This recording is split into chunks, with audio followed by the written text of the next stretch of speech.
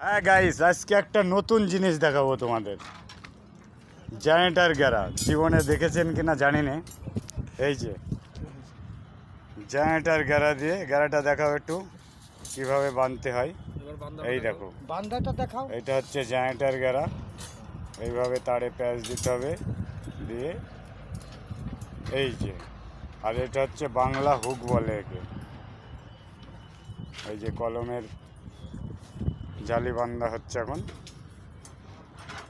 খুব সুন্দর। আমরা এখন আছি বর্তমান নাগপুর সিটিতে, বিশাল সুন্দর একটা জায়গা।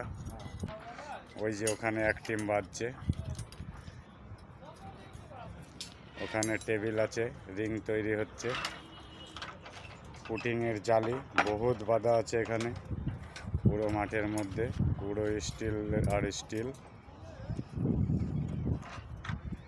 দেখতে থাকো বন্ধুরা, এরপরে আবার